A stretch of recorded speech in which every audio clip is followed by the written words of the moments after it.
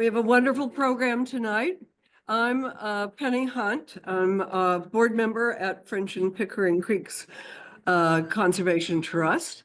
And this is a lecture that's being brought to you by French and Pick and Historic Yellow Springs, because they're nice enough, and that's nice enough, to have us in this beautiful room, these historic buildings they have. And so that's where we all get together and get to talk and share stories and get to know each other. And then there are about 60 of you who don't get to enjoy that tonight, but we look forward to seeing you here at Historic Yellow Springs in the future. It's a quite a fun thing to do. Well, tonight we're going to talk about cultivating the future Chester County agriculture. And that's a big topic. I'm a farmer, and we sort of started about 40 years ago. And farming is not for the faint at heart, sort of like growing old. It requires so much. You have to know so much. You have to know the land. You have to know agriculture. You have to know your seeds, what's going to grow, what's not going to grow. What about liming? What about fertilizer? What about tractors? What about balers? What if it breaks? What do I do? Who's going to fix it? Where am I going to put my tractors and balers to keep them out of the rain so they don't rust and fall apart because they were so expensive to start with?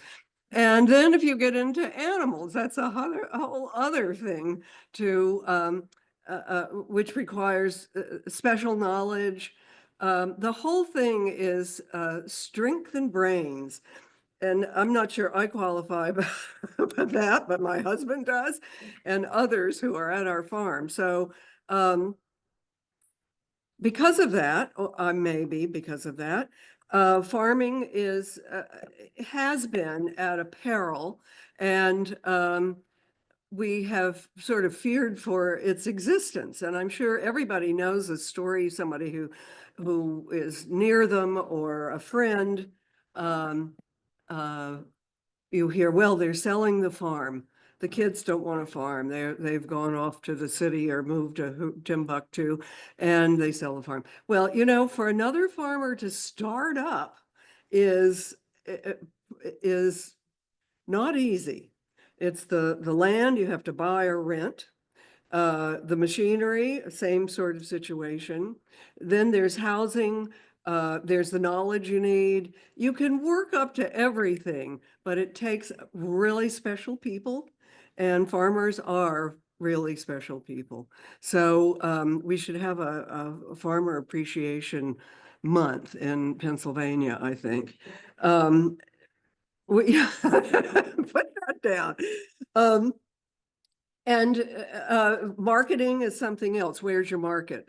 Who's going to buy all this wonderful stuff? This has led us to the buy local. This is a wonderful thing, buy local, because you really are supporting the farmers in your area.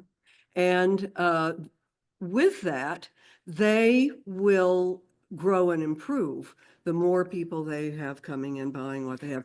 If you think of France, and France is sort of divided into departments, and all of those departments have their specialty, whether it's cheese or chickens or apples or whatever, and they've made a name for themselves. This is over hundreds and hundreds of years, of course, but it's local. It's all about being local and supporting the local. And I think the more we do that, we're doing a pretty good job of that in Chester County, but the more we do it, the more we'll see specialties like that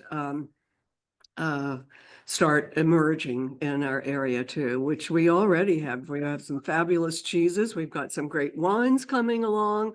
We've got fabulous beef, by the way, and crops too. We're very lucky to be so near Lancaster with those the Amish and Mennonites who are beyond the pale fabulous at what they're doing.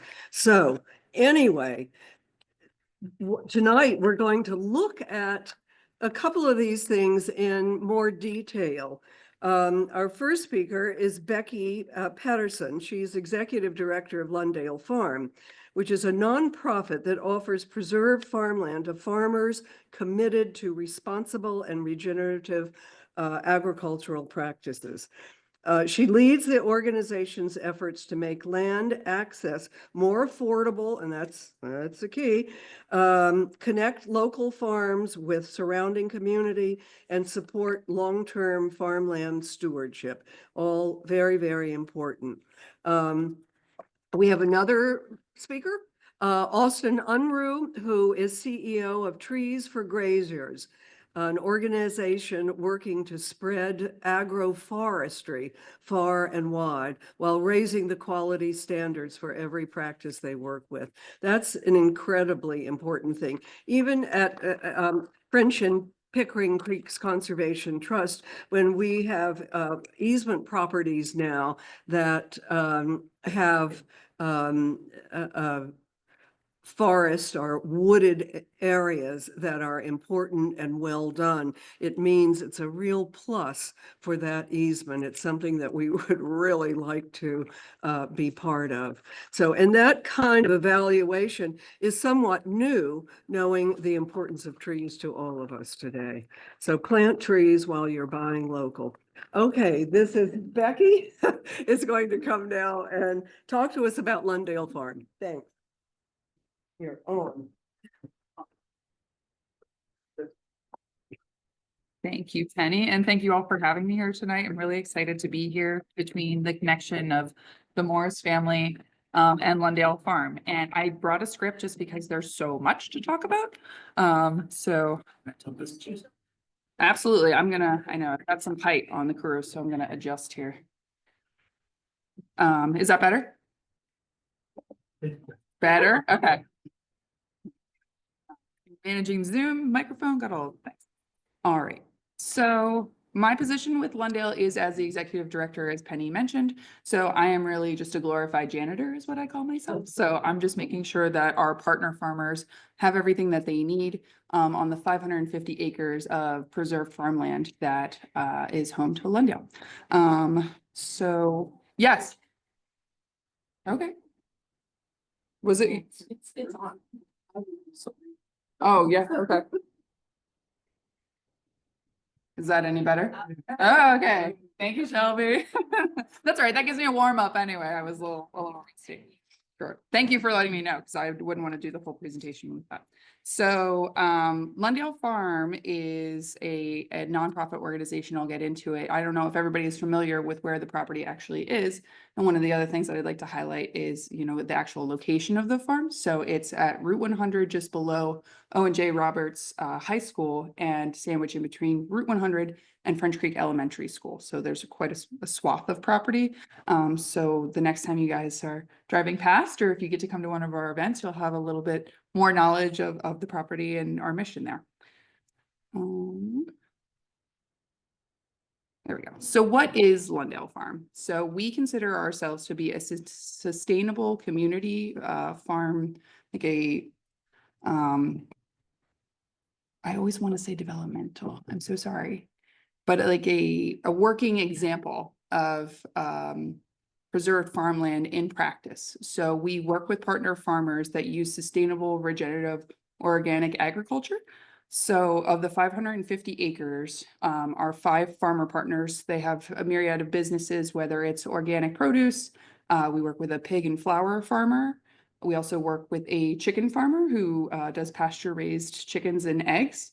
A fellow nonprofit and an agroforestry, which I won't get into. I will let Austin get into the details there. So part of being a farming community for us means creating a place where farmers using the soil focused regenerative practices. So that is the other deal when farmers come to Lundale, is that they're the regenerative, sustainable, organic practices for the betterment of the soils.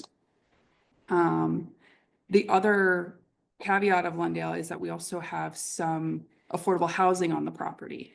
So one of the biggest challenges for farmers is affordable land, but housing also toes into that, right? If you're not making a ton of money to afford your land, then it's also difficult to make rent. So as the Morrises acquired neighboring farmlands, it also acquired neighboring farmhouses. So we have 4 rental units on the property, and of those 3, we have families living in them. So it's really amazing to see these farmers raising their crops, their animals, and their children, which could be the same if you look at it. But just watching that kind of community build around each other and having them there to support each other on site is really another just feather in the hat of the Morrises and the vision that I am so proud to steward and come here and talk about and help promote in different avenues and things like that. So, oh, perfect. So this is a map.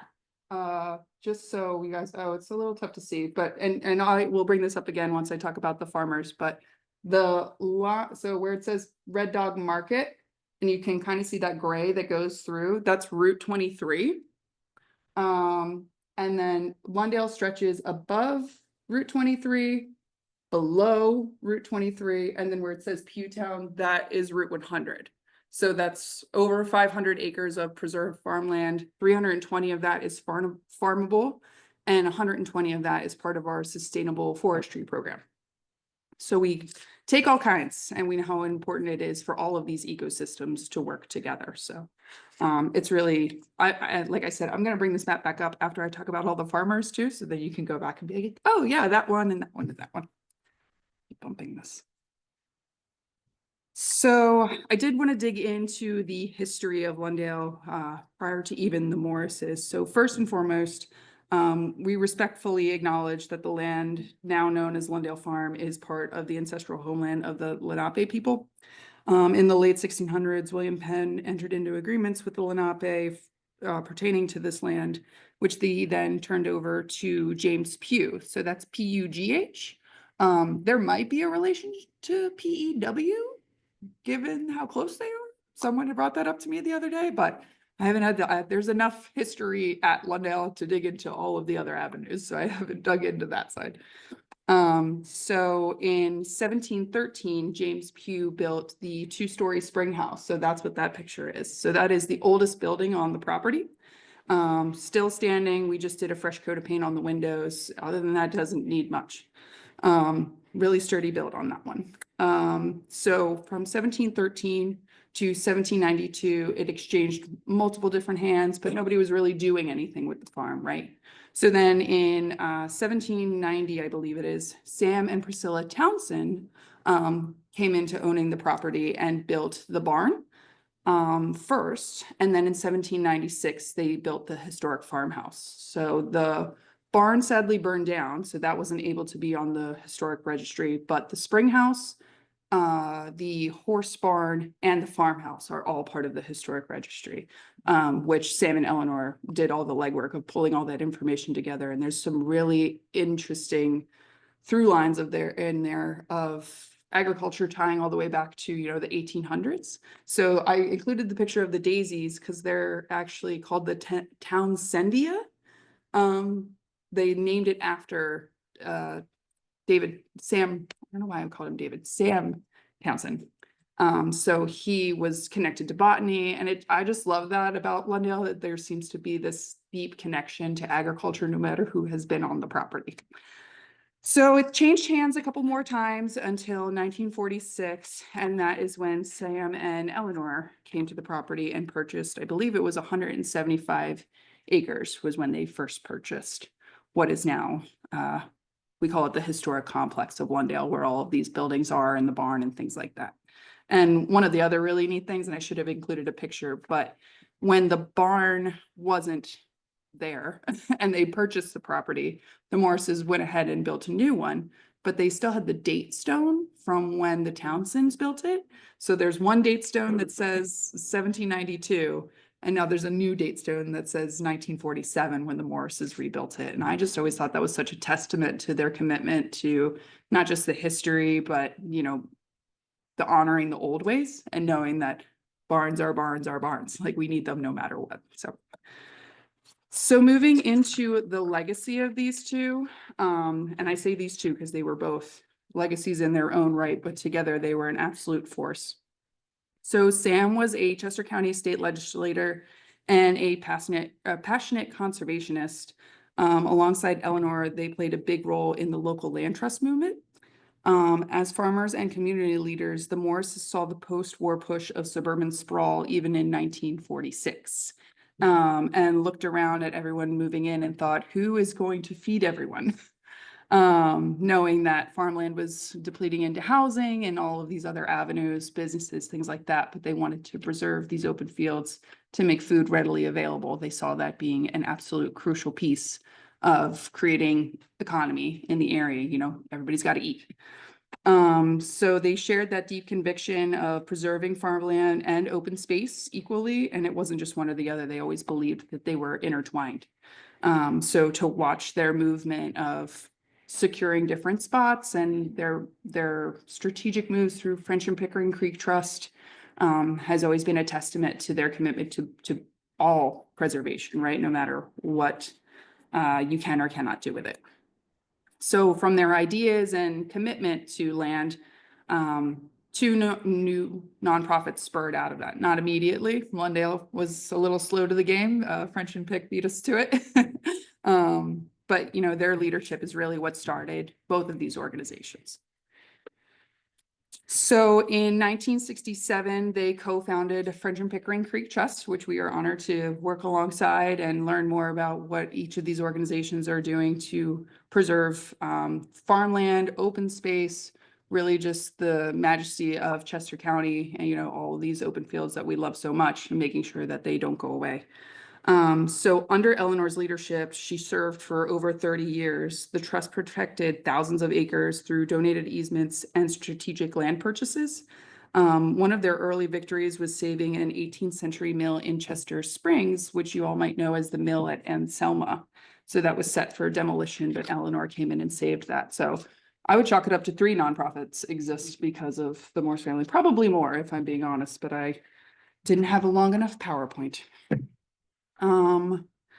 So Eleanor became known as a fierce advocate for open space. I never got the opportunity to meet her, but I think I would have been best friends with her and championed right alongside with her and been at all of the township meetings. From what I heard, she was very vocal about the commitment to keeping fields the way they are, keeping what we love about this area open and working and all of these different things. So in her 30 years, yep. And French and Pickering Creek was an absolute shift in thinking about land preservation. It was the first one in Pennsylvania. They were the first ones to really work towards land easements, right? So protecting land from being developed on at any point, and a lot of conservation trusts followed their example. So it's been incredible to kind of look through the history of all of these things and see what their commitment has done for not just Chester County, but land preservation trusts beyond. So after founding French and Pickering Creek Trust, the Morrises turned their attention to preserving their own land, what we now know as Lundale Farm.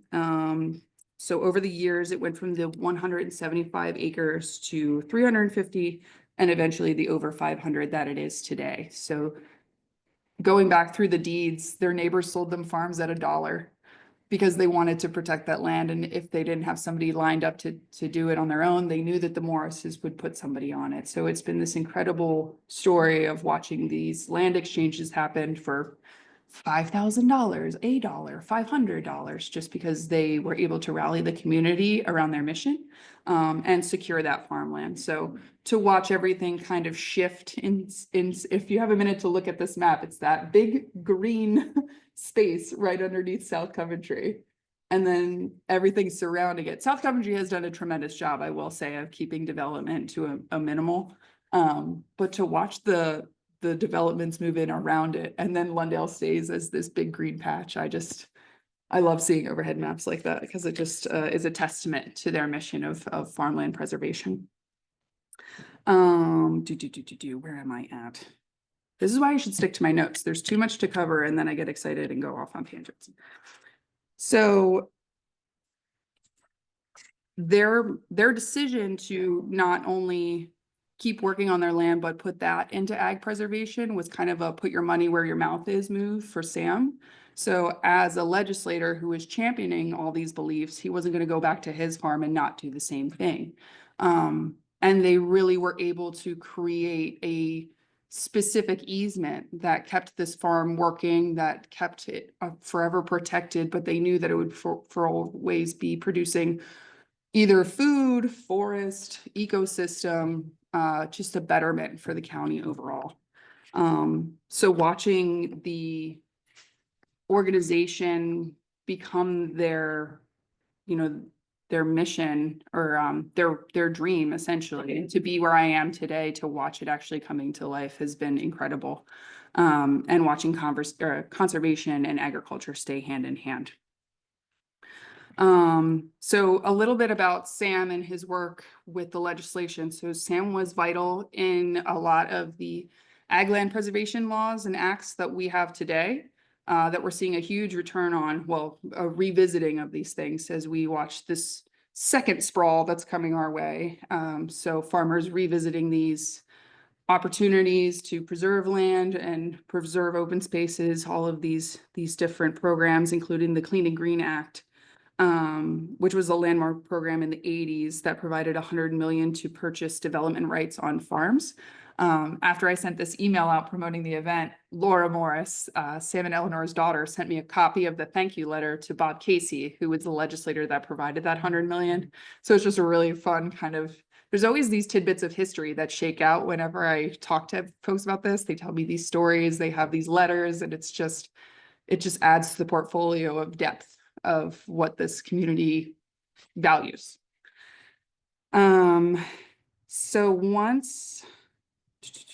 So they envisioned Lundale, and instead of the preserved land sitting fallow, they wanted it to be a vibrant working farm producing healthy food for the community, and always wanted it to become a place for farmers to grow using sustainable methods, and a wish that they really took to heart. So upon Eleanor's passing, that was when Lundale Farm became a nonprofit, and they had 7 children, but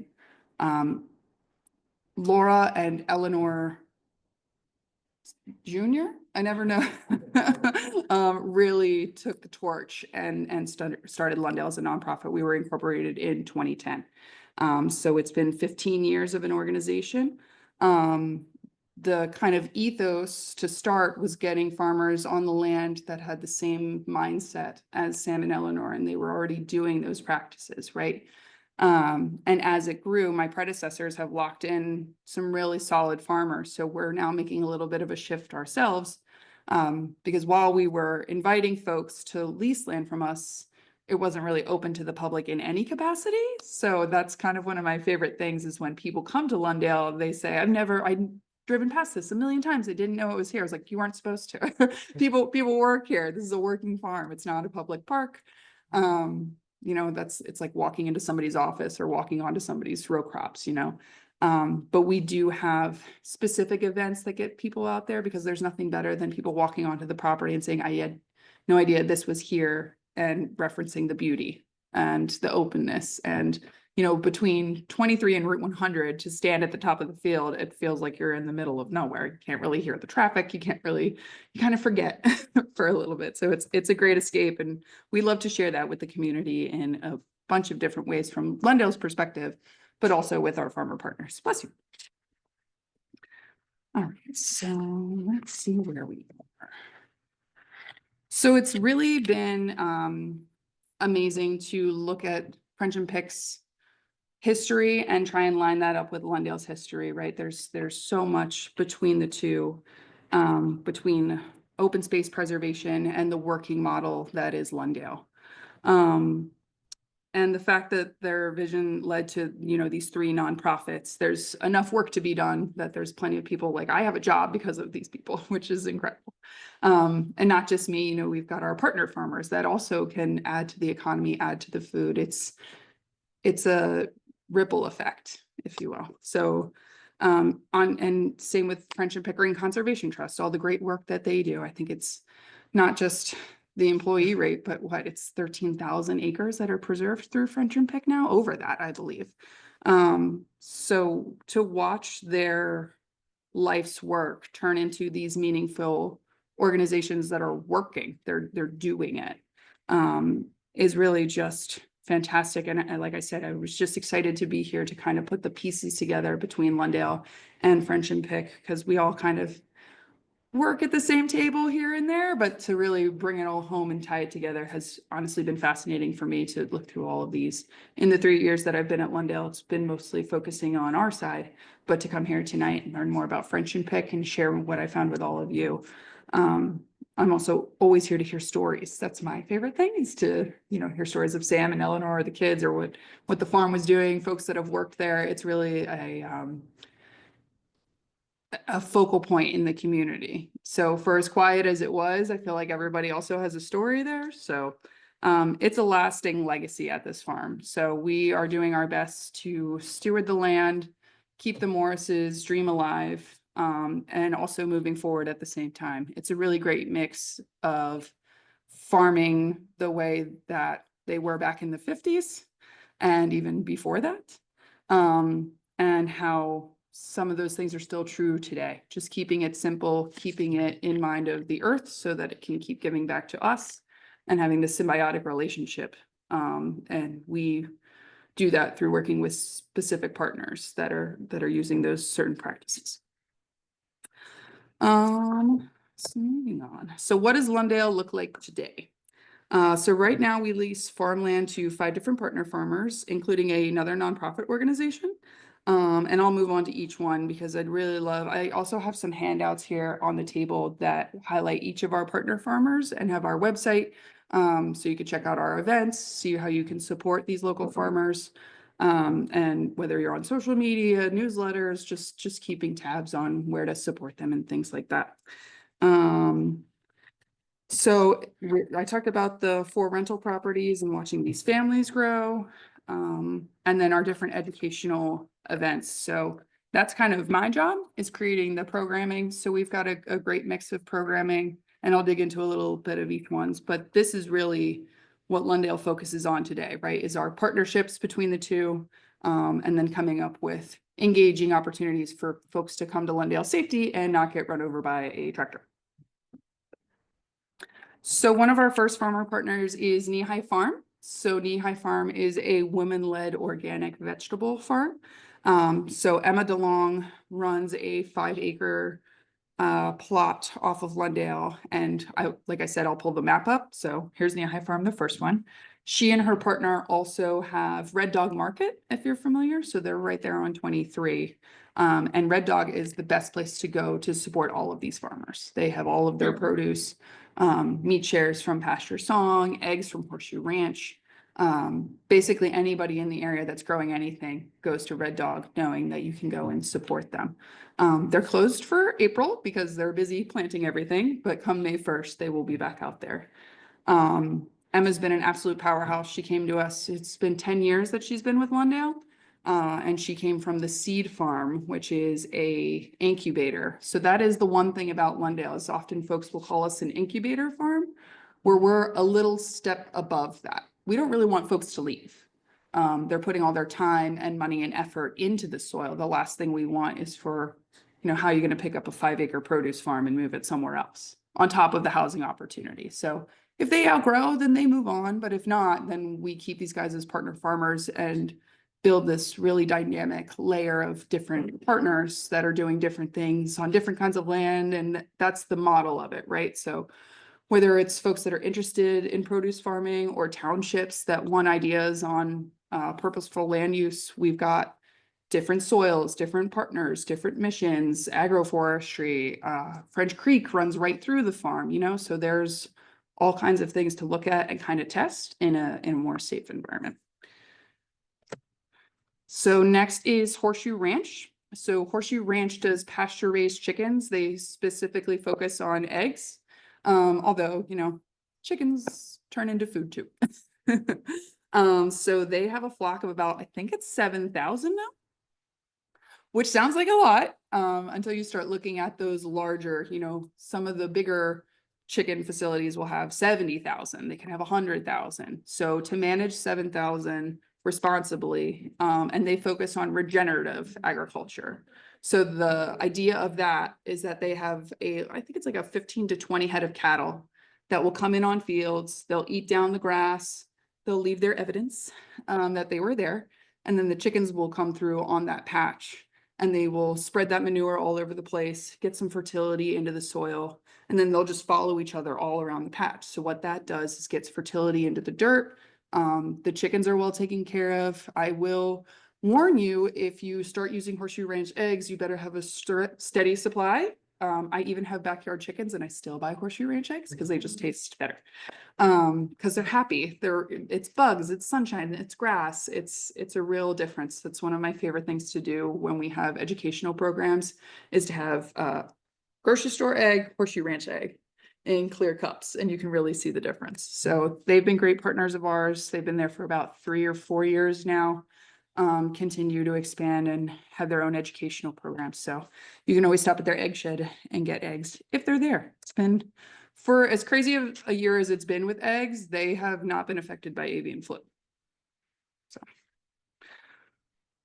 whatever information you want with that. So another partner farmer of ours is Pasture Song Farm. So Pasture Song is Jeremy Dumpy and Clara Osborne. So Dumpy family is 7 Stars Farm, if you're familiar down Kimberton way.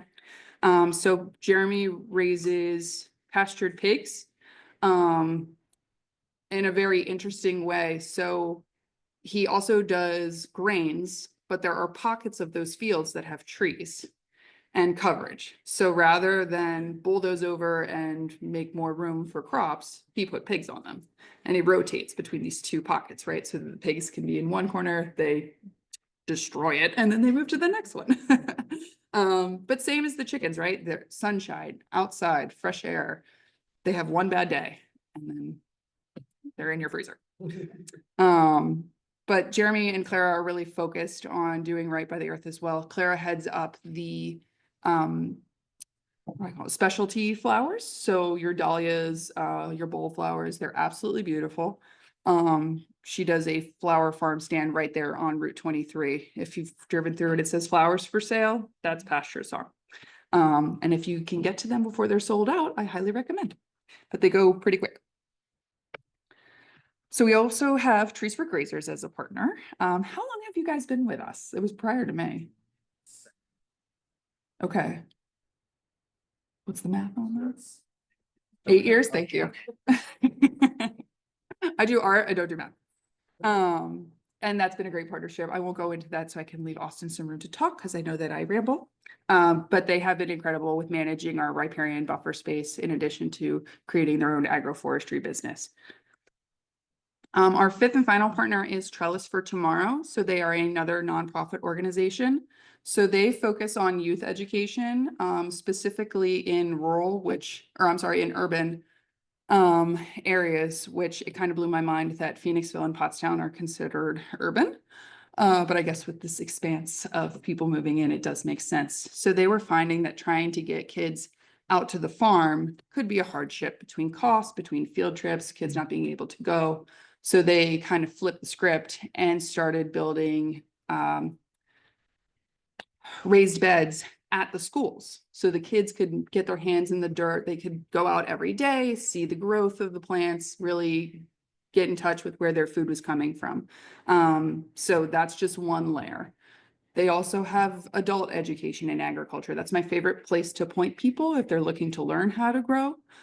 They offer internship opportunities. They are huge on food access. All of the food that they grow in their raised beds goes into food cupboards and food banks in the area. So it's all about food equity and access with these guys. It's been a really great partnership. They've been with us for about 2 years now. They currently lease our 150-foot greenhouse space where they do all of their propagation for their seedlings to go out into all these neighboring community gardens. So we're really looking forward to them being a bigger educational player because it's just me at Lundale and I don't know enough to tell them everything, right? So we're looking forward to some educational partnerships and we'll definitely be sharing that as we get those on the books. So just as reference, right? This is back to the map. So I am going to do this, right? Pasture Song is all of these fields. This is where Red Dog is. This is where that For Sale Flowers is. Knee High Farm is right next to Horseshoe Ranch Farm. This is where Horseshoe Ranch lives, but they lease all of this space and all of this space actually. Trees for Graziers manages this riparian buffer. So this is Beaver Creek, which is a chute off of French Creek. French Creek runs right through here and down under the bridge. This is 100, right? And then Trellis for Tomorrow's greenhouse space is right here. So the next time you come to Lundale, you'll have a better idea where all the farmer partners are. And we've got a really great farm road that it's like a self-guided tour. So our farmer partners definitely do the heavy lifting, but when it comes to the Lundale side of things, we have our awesome educational events, right? So we have things like bird tours. We've been partnering with the Valley Forge Audubon Society. Last year, we really focused on the spring migration, but this year we changed it a little bit. So we'll have a bird tour every month through November. We found out that there are ravens that are nesting in the one silo on site. Yeah, I did not know that they were, for being a common raven, they are not that common. And they are protected. So we can't touch that silo. That's where they live. And they've been there for 3 years now. And I will tone it down on the birds because this is one of my favorite things.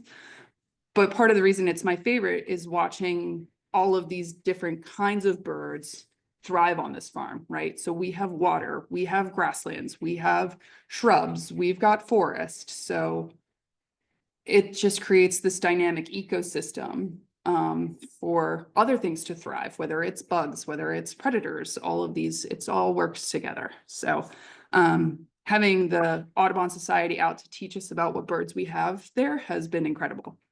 We also do dinners on the farm. So we have 2 set up for this year so far. We partner with local chefs, also Philadelphia chefs that come out and cook dinner with the ingredients that are grown right there on the farm. So produce from Knee High, protein from Pasture Song and Horseshoe Ranch.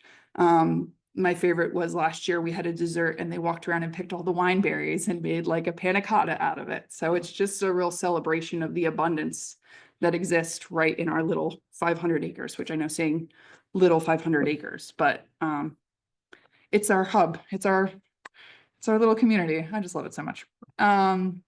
So we also offer field trips. So we know how hard it is for educators to just find somewhere to go to show kids a bunch of different things all at the same time, right? So whatever point they're in at school, if it's learning about creek health, if it's learning about animal husbandry, if it's learning about the forest, if it's just getting the kids out to get some fresh air, we kind of have access to all of that. So we're always looking for partners that are trying to make that connection, because I have the farm, but not the smarts. So we make those partnerships happen.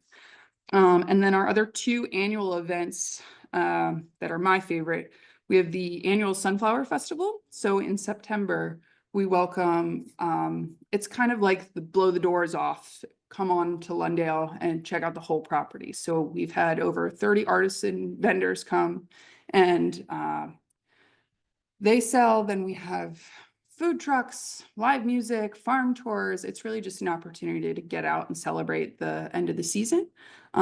Field of sunflowers when the weather cooperates and there's not a loose convict running around on the farm or hurricanes or September 13th. Okay, this year's going to be a good one. So, but it's really great. I mean, the first year that I did it, we had 500 people come out to celebrate the farm.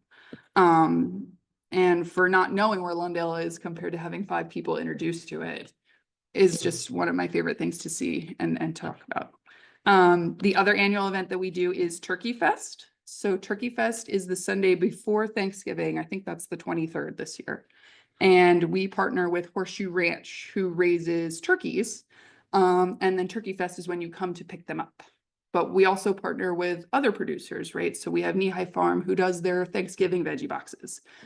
Birch Run Hills Cheese has come out to do like your appetizers when you're welcoming guests. We get flowers from Pasture Song, and that's my favorite for the same reason that Thanksgiving is my favorite holiday, is it's just a celebration of bounty and knowing that you don't have to go too far to get everything that you need for a great celebration. So keep those on your calendar. Speaking of calendar, these are some of the upcoming events. These are all listed on our website as well. I just figured I would let folks know. So we have our Birds and Beyond next bird tour on April 23rd. We have a volunteer day on the 26th. We'll be pulling invasives in our sustainable forestry area. And then Thursday, May 29th is our first Dinner on the Farm series, and we're partnering with Mighty Bread. They are a bakery out of Philadelphia, but they do so much more than just bake bread. I really can't wait to see what they do with all the ingredients and things like that. So a couple of exciting things we're looking forward to. Speaking of volunteering events, we don't have a very solid structure when it comes to volunteering, but we always need help. Whether it's pulling weeds, event help, we just need hands for parking or taking tickets, things like that for the Sunflower Festival. Or the other really interesting thing is the historical archival of Lundale. We have mountains of paperwork left from the Morrises, left from former farmers, like all of these deep-rooted connections. I would love to have the time to put together photo albums of all of these amazing pieces, but it takes a little bit of effort. So for anybody that has connections to the Morris family or Lundale, it's always great to say, hey, I have some time. Can I come do this? That kind of thing. I will always take emails, phone calls. I'm around. That's where I know. So all of this is important and not possible without community support. So we are a nonprofit organization. We really rely on donations to keep the farm functioning. We do our best with what we can. And we do have to subsidize the need for affordable land and affordable housing. So we do have our spring appeal coming up here shortly. We're hoping to hit a goal of another $10,000 to get us over the line to make sure that we can finish out the year strong. Spring comes around, you start looking around, just like your patio at home, there's a lot of stuff that they could use some tidying up at Lundale. So we do our spring appeal when we get a better idea of how beat up everything got through the winter. We were just on site the other day, taking a look at one of our farmers' barns that has, the structural support. The barn has to be, I don't know, 1800s? Yeah. But the structural beam has seen better days and it has this really fun crack down the middle of it. So we're doing our best to get in there and shore up that barn so it doesn't A, hurt anybody, and B, Brian can keep farming. So we really are the infrastructure, right? We don't get to do the fundraising for the fun part for going out and collecting the eggs or harvesting the veggies. We're there to make sure that there's water, that there's roads, that there's barns to work out of, things like that. So that's not as fun as trying to raise money for all these other great things, but it is essential. So that's what we go for. Well, that's my spiel on Lundale. I apologize for rambling. I get too excited and then start going down rabbit holes. This is just our address, our website. We're on social media. I'll be around for a little bit if anybody has questions, but otherwise I'm going to turn it over to Austin, who's our partner with Trees for Graziers. Thank you.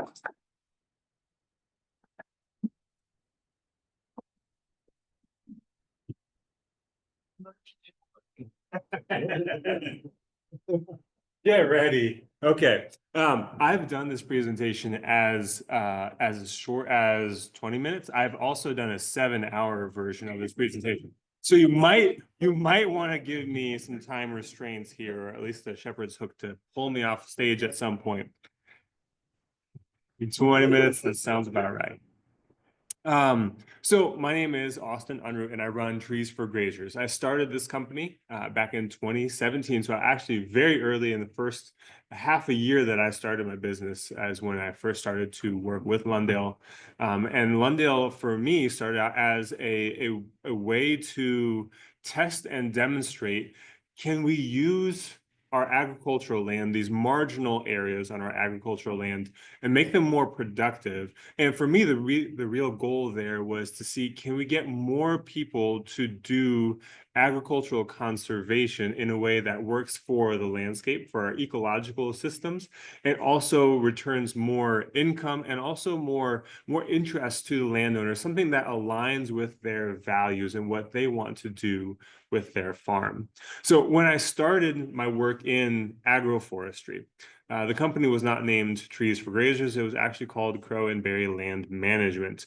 And the goal there, the impetus for me starting my company was to see if we can do more riparian buffers. And I'll talk a little bit more in the next slides what riparian buffers are, but it's a water quality practice here in Pennsylvania. And with so much pollution going down to the Chesapeake Bay, we can use all of the water quality practices that we can get.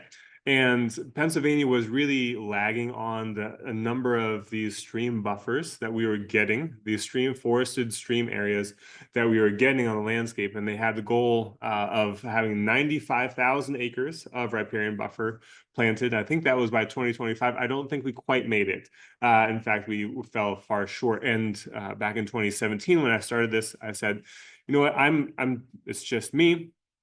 But what I think I can do is I think I can provide a little bit different perspective, maybe a little bit more geared towards the interest of the landowner, what is driving them to get into to offer their land for conservation. And can we plant trees, but also have an income through the harvest of elderberries for elderberry syrups and tinctures? And can we do pawpaws and persimmons and woody cut stems and florals and those kind of things? Can we raise all of these things in our stream buffers? And so Lundale was the very first place that was an opportunity to test this out. And I'll share a little bit more about why we then later we shifted more of our efforts towards silvopasture. So here, let's start with this. Let me give you an overview of agroforestry.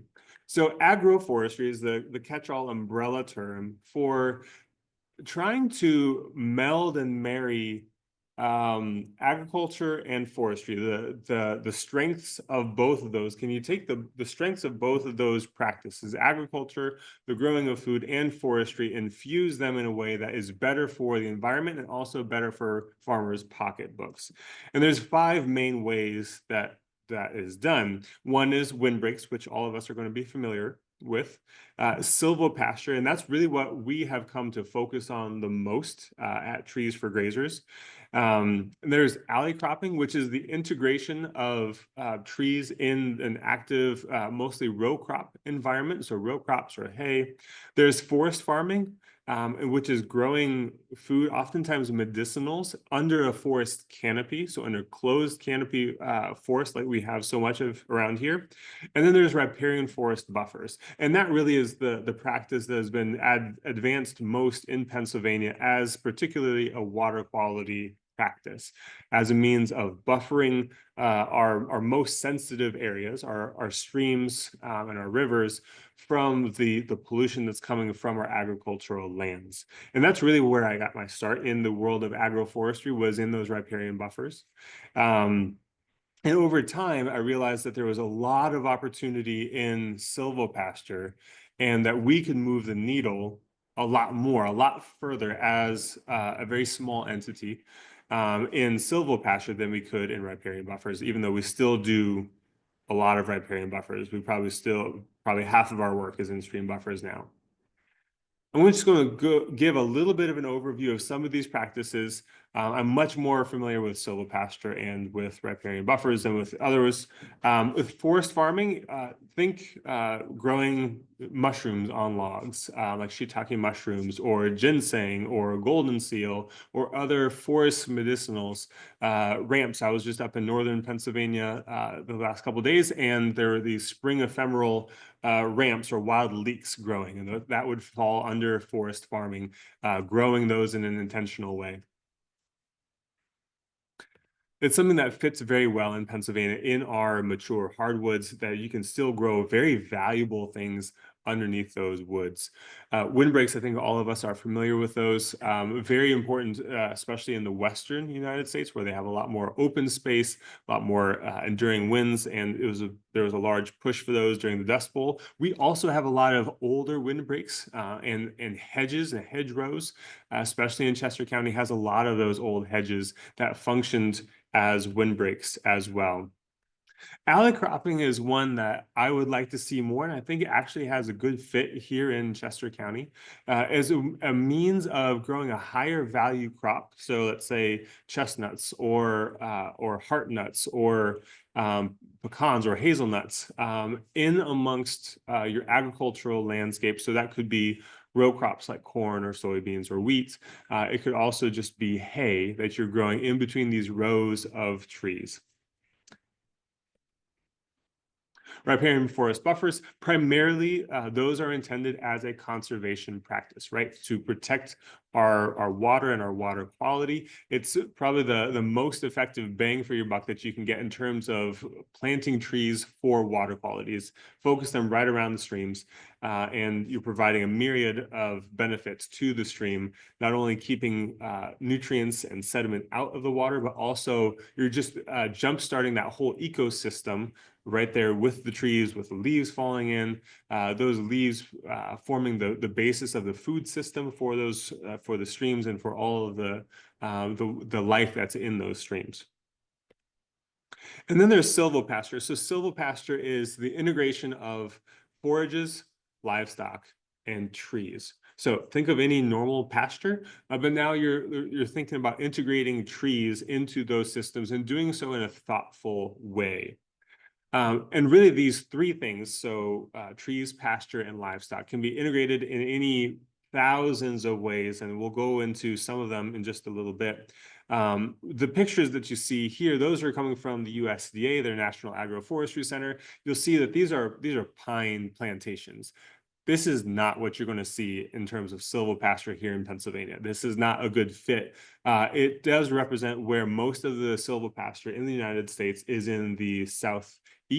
So the Carolinas and Georgia, those types of regions where they have a lot of pine plantations, and they've integrated livestock into those plantations in order to get an annual revenue from your livestock, while you're waiting for that once every 10 or 20 or 30-year harvest from your timber. But we're going to do it differently here in Pennsylvania. So going back to this overview of the practices, the thing that stood out to me the most as I got several years into my practice of agroforestry and having a business in it and interacting with dozens and dozens of landowners was that most landowners really didn't want to do a large riparian buffer. And most of our work is less in Chester County and more in Lancaster County. I do these presentations a lot. Most of the audience typically has a straw hat and a beard, but no mustache. So that's typically the landowner that we're working with is Lancaster County. The land is expensive, the farms are small, and they have a lot of kids, right? Like they have to earn a lot of money off of these landscapes, and land is at a premium. Being able to use that land to feed your family and to be able to make an income is really important. And they don't have a whole lot of land to work with. So it's been a real struggle to get a lot of people signed on to have stream buffers, especially wide stream buffers. And the wider you go, the more effective they are at cleaning the water. And so there's a need for incentives to incentivize people to take that land out of production. That's the real caveat with riparian buffers is you're taking land out of production and you're putting it into the common good, right? It's our water quality of that benefits all of us. But the thing is that you might be taking land out of production on your own farm, but the benefit literally goes to those people downstream from you. The benefit doesn't really go to you near as much as it goes to your neighbors downstream. So that's why we have incentive programs to pay people to put stream buffers in, and also oftentimes to pay a rental program or make a rental payment so that they're being compensated for that contribution that they're making to the rest of society. In silvopasture, what I saw is this is a practice that allows us to increase the economic viability of the farm by providing shade, by providing secondary income streams, by reducing the cost of feed for that land, while also getting a conservation benefit from that land. And you don't have to take that land out of production. You don't have to give incentive payments, and you get really significant ecological benefit from that land by the integration of trees. So like I said, I got my start with multifunctional buffers, and what I found is that most farmers don't really care or have time to mess with their stream buffers. So even though someone who is doing row crops could earn a lot more per acre, potentially, with a stream buffer growing, let's say, elderberries, or growing different colored willows for woody cut stems. That's a whole other business. That's an entirely different type of business. Most row croppers are just going to continue doing what they do and not try to find a market for elderberries and figure out how to harvest them and process them and where am I going to sell these. And to do that on 2 acres or 1.5 acres that's in your stream area. I realized over time that this is not something that is going to scale a lot. There's probably 2% of landowners that this really appeals to. And for those landowners, we can do a lot, and we can provide a really fantastic multifunctional riparian buffer that's going to give them all kinds of interactive benefit and potentially increase yield off of their farm. But for most farmers, most landowners just want something that it can be planted and they can leave it alone, and maybe it's something that is planted with fruit trees or acorns that will bring deer in that they can hunt. That's really the biggest incentive for most of our landowners that we work with, and a way to get them to do larger stream buffers is if it can bring in the certain type of wildlife. That's the thing that gets them most excited. So then that's how we got into silvopasture, and the main problem with integrating trees into pastures was not that folks didn't want to do this, because I learned that in conversation with a lot of our clients doing the stream buffers, that a lot of these graziers who are doing grass-fed beef or grass-fed dairy, they have their livestock out on pasture all the time, and they know that their livestock are experiencing heat stress. They know that they are being limited in how they can run their farm because during June, July, August, September, they can only use certain areas, or in order to use an area, they have to provide shade and they have to bring the shade cloth over. And they're really being restricted, and they would love to have trees there. The problem is, how do you protect trees in an actively grazed pasture when, for anyone who's done plantings, conservation plantings before, it's hard enough to protect trees from deer and from voles and from rabbits and the weeds that want to grow up around them and all of those things. But then you add 1,000-pound animals, and it's a whole other layer of challenge. So that was really, and also, how do we do this in a way that works for the farm economically, where we don't have to completely change the way that they do their farm? They don't have to take this land out of production. I've seen some systems where if you planted trees on 10 acres for a silvopasture system, you have to take those 10 acres out of production for 5 or 10 years until those trees are large enough. And that just is not going to fly for most farmers, especially in Lancaster County, where they already are very limited on their land. So we had to figure out, how do we effectively take this land or to get these trees established without taking land out of production and without the farmer having to completely change the way that they do their grazing. So this is the traditional way that farmers would do this, is they would fence out an area and they would plant those trees in the middle. Very simple. The problem is that by fencing an area out, you're losing production inside of that area, and you're also gaining a chore, and a chore that no one wants to do, which is weed whack, especially in the summer.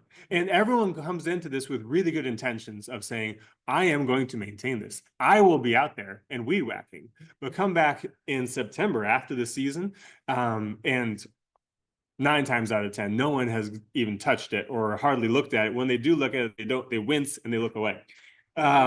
This is not a great, it's not a great system. Also, when forages grow up like that, it attracts voles and rodents. And so they, more times than not, they will kill the trees. If the grasses don't outcompete the trees, they will be killed by rodents.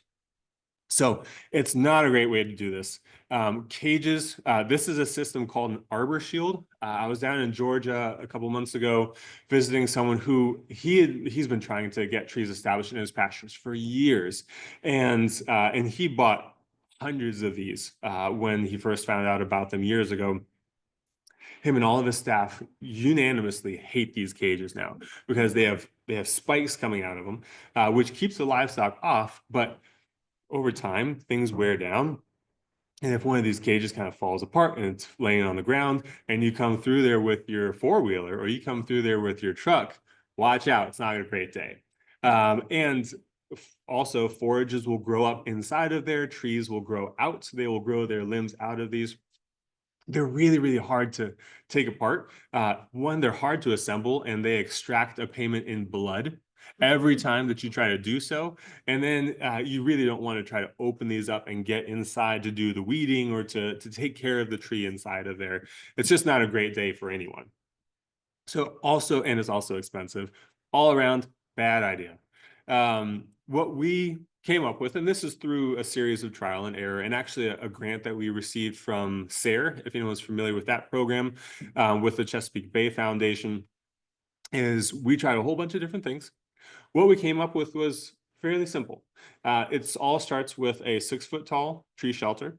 It is a combination of a plastic tube and a fiberglass stake. The nice thing about that is that it's all an electrical insulator, so we can use electric fencing, which our clients are all familiar with using, to keep the cattle off of those trees. So the tree tube protects the tree from browse, and the electric fencing protects the tree shelter from livestock rubbing up on it. It's very simple, the way that we've eventually figured it out. Oh, and then we use a heavy mulch to protect the tree as well. We figure it's the best watering that you can do is to conserve the water that's already in the soil. And it also keeps the weeds down and it creates a more fungal microbiology right around that tree as it's getting established. This is just one of the systems that we figured out. It's really handy if you can run that polywire up at the top of these tubes such that livestock can freely move underneath them. And so you can establish these tree shelters in a whole big pasture. And the minute that we're done setting this protection system up, we can walk away and the cows can come right on back in. You're taking this much land out of production for every tree, and the maintenance is less than 1 minute per tree.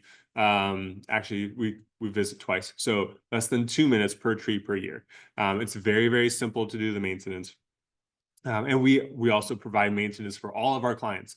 So we know that planting the tree is just the first step. Making sure that that tree survives is essential. And so we build into our grants and our contracts that we are going to send out one of our staff to do the maintenance on these projects for everything that we do. Voles.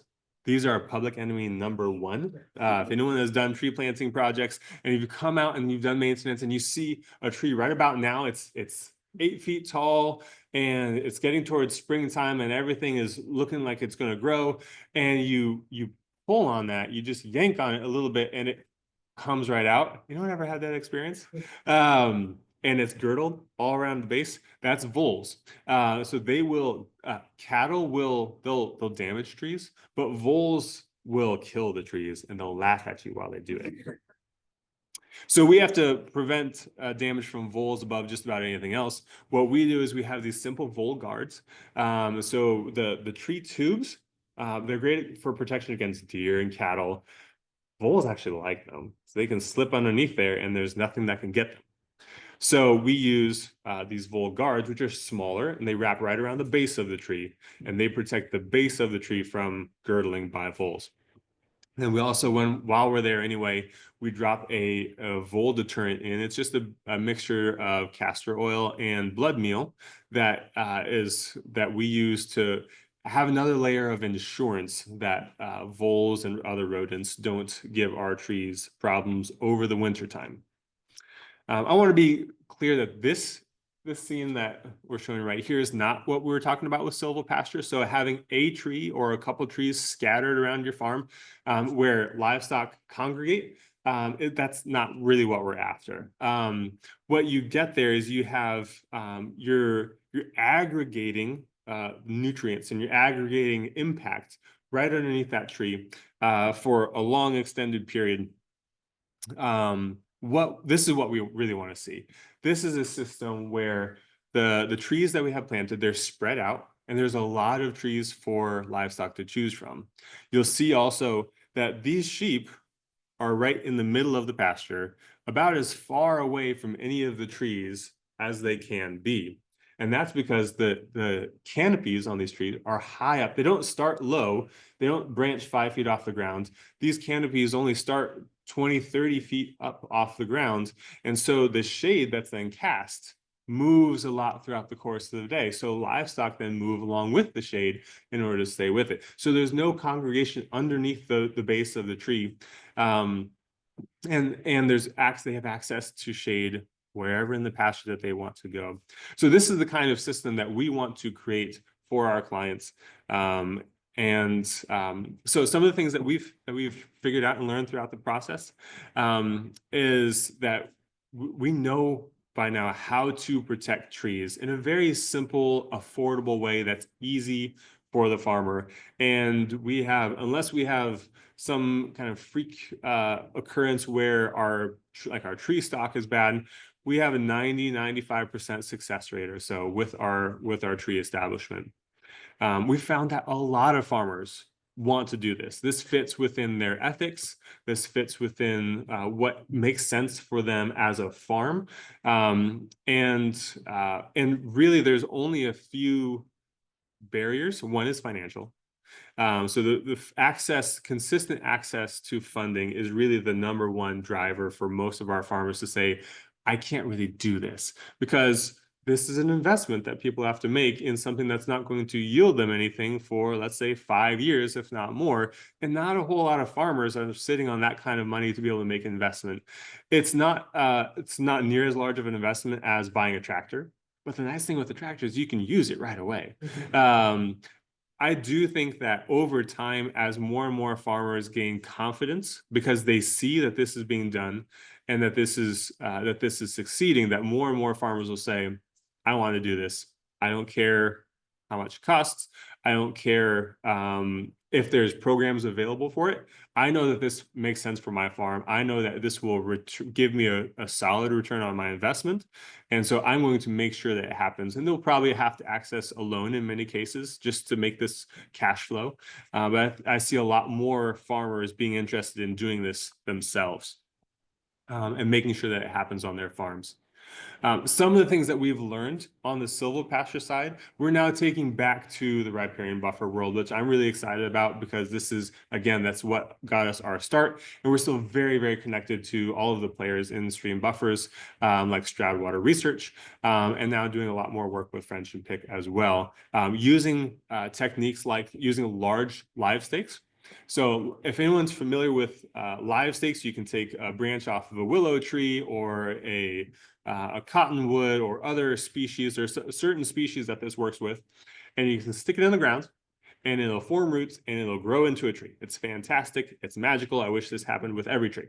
But we figured out on the silvopasture side that if you start out with a 10-foot tall live stake, or I've tried as large as a 20-foot tall live stake, and you put that in the ground, you can get instant shade, which farmers really like. There's not a whole lot of instant gratification in this whole agroforestry world, but this is one example where we can get instant gratification, and it's so satisfying. So we can do this with riparian buffers as well. And we have a lot of native species that we can choose from to do this. And Lundale actually that's our largest live stake nursery, where we're using it to establish native species primarily, where we can do this on farms all around the area. We're coming in with 7 to 10 foot tall live stakes. The beauty of them is you put them in the ground a foot or two and they're still above deer brows. And typically what we do in conservation tree plantings is we're coming to a site with, let's say, 10 pounds of trees. It's not a whole lot of trees, and 500 pounds of plastic, of these tree tubes and all these guards and all these things, and fiberglass stakes or oak stakes or whatever it is. I want to reverse that where we're coming to a site with just 10 pounds of plastic to protect the trees, but then 500 pounds of live stakes that are going to grow faster than the little seedlings that we put in, are going to establish their shade faster. They're going to be above browse. They're going to be above our reed canary grass. We're also experimenting. We're working with Stroudwater Research right now to see if we can use these tall live stakes to outcompete Phragmites, which, if anyone is familiar with those, they are extremely hard to get trees established in. But with these, some of our taller ones, we can actually be up above the Phragmites, and especially reed canary grass.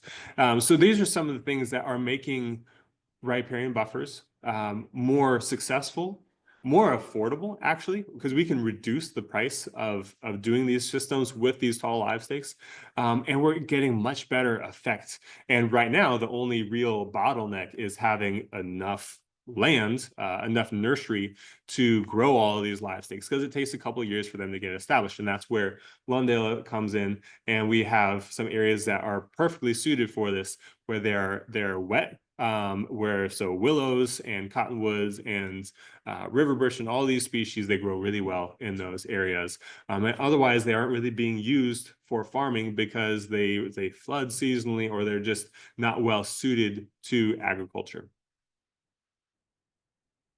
I believe this is my last slide here. I decided not to go with the full 7-hour version. I'm sorry.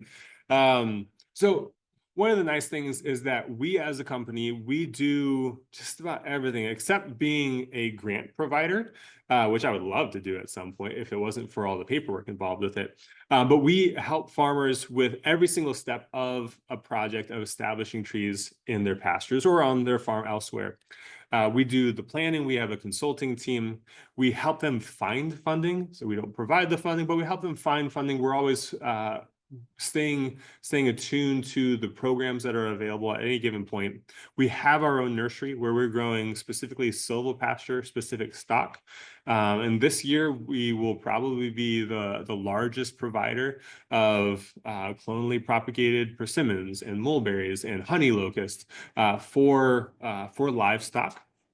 And we're growing trees out to be this tall, larger and larger. And this is another something that we're going to be doing on the native side as well for our riparian buffers, is planting trees that are 5, 6, 7 feet tall, so that we can get a much larger, much quicker jump start on our a complete mature riparian buffer.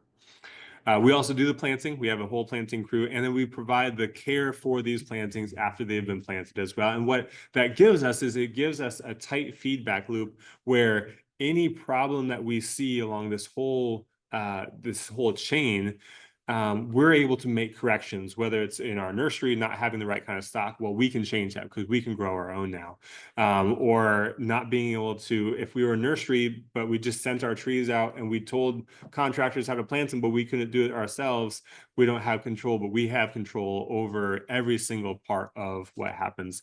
And now we're also starting to train others as well. We've had folks come from at least a dozen states to come out and learn how we're doing silvopasture here in Pennsylvania, how we're working with farmers and making this accessible to them. Because really that's what it comes down to, is most farmers don't have the time, the money, the energy to do this themselves. I figured that I could probably go out and put solar on my roof right now. But I could watch YouTube videos on how to install solar on my roof. I could go out and buy the panels. But if I tried to do that, I would probably burn down my house or fall off of my roof.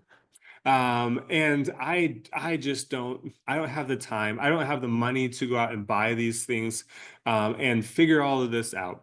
But I have someone that I can call who lives right down the road from me, and he's a solar installer, and he can set me up with a consultant who can tell me what the return on my investment is going to be. They can send a crew out. They have an electrician that knows how to set these things up without burning my house down. They can probably set me up with a payment plan that I can slowly over time cash flow a solar installation on my house. And that's really what I want to see in agroforestry as well, is that every farmer regardless of where they live, have access to someone, whether it's a private business or a nonprofit, who's able to help them figure out how to get trees established on their land, and figure out what makes sense for me on my farm. Does it make sense for me to provide trees just for shade, trees for shade and for bees if I have a honey operation, trees that are going to drop feed for me, that are going to give me a secondary income stream. Maybe I'm going to have chestnuts and walnuts and hazelnuts growing on my farm, so that in 5 years, my child who is coming up on the farm can also have another income stream on that farm, so I can have more than just one person and one family being supported by this farm. So the opportunities with agroforestry are really tremendous, and with that, I think I'm going to wrap this up. But if you have any questions about agroforestry, how that might work in your area or for your farm, I will be staying around here, and I'm happy to answer any questions.